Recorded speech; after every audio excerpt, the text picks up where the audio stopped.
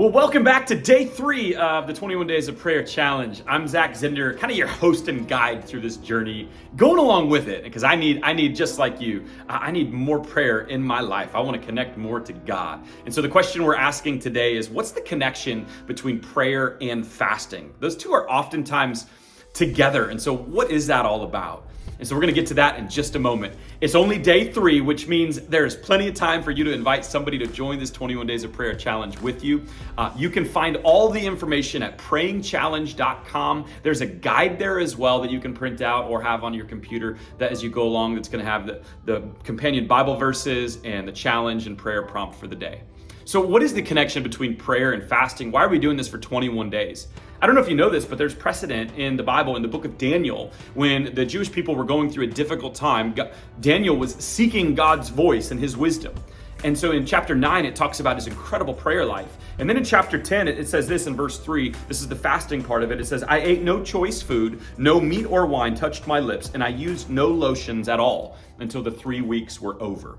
Now, some of that's contextual, and I'm not too worried about lotion usage in this 21 Days of Prayer Challenge. But what's the connection between prayer and fasting?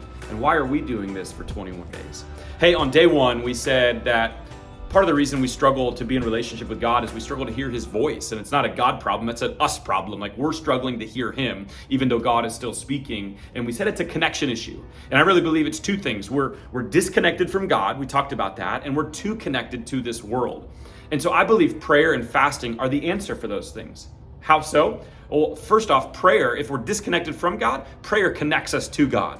We talked a lot about that in day 2 of how we live in a confusing and a chaotic time, but in any of that, we can cut through the noise and communicate with God, and he can give us his direction. So that means, like, before I send the email or post the social media post or walk into the next meeting or go into the doctor's report to hear what he's gonna say or she's gonna say, like, I can pray to God and I can get his direction. That's really awesome. And so if prayer connects us to God, here's what I think fasting does. I believe fasting disconnects us from this world. One of the least known disciplines and least practiced, and I know I've got room to grow, I'll sporadically do it, but I want it to be more a part of my life, is this practice, this regular practice of fasting. And so the real simple definition of fasting is this: it's letting go of something for a period of time. It's letting go of something for a period of time. Not always a bad thing. In fact, a lot of times when you talk about fasting, people will choose food or drink, and like, we need food or drink, so like, you have to have it eventually.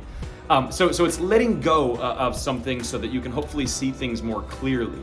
Now, what's most important about fasting, which I don't think we talk about enough, is fasting is not primarily then about giving something up. It's like, why are you giving something up? And what we want to do is we want to replace the thing we're giving up with God's presence. Because when you fast, when you give up something that's a big part of your life, I promise you, like, your flesh is not going to like it. I think your spirit is going to love it because it's good for you, but your body may be weak. And the enemy's gonna come during those weak times, and he's gonna try to fill you and replace that with something else. And our goal, and why we connect prayer and fasting, is because when I'm fasting and when my body is weak and when I want to give up and the enemy's tempting me, what do? I replace that with God, and I pray and I connect with God. And so most people choose to fast from food or drink. Maybe some other great fasts in our day today is a certain social media app or phone usage or television entertainment, giving up movies or Netflix. Who knows what it might be? But what I want you to do today is I want you to connect to God through prayer and disconnect from the world through fasting. And I want that for the 21 days. And so this is our challenge for today. Every day's got a challenge. I want you to choose to fast from something, give up something for the next 19 days.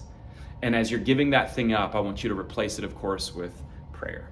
So here's our prayer prompt for the day. We're gonna pray for our city that we're a part of. And so I'd love to know, like, what city you're in and what city you're praying for. Post that in the YouTube comments below on this video, and any other prayer requests that you have. Let's pray together during these 21 Days of Prayer Challenge. And if you need any more guidance or help, go to prayingchallenge.com. We've got the guide there that's going to walk you through all of this. It's got the companion Bible verses that go along with it. And it's day 3, so it's not too late to invite somebody and subscribe to our YouTube channel so you can be back with us tomorrow for day 4. God bless you. Have a great day.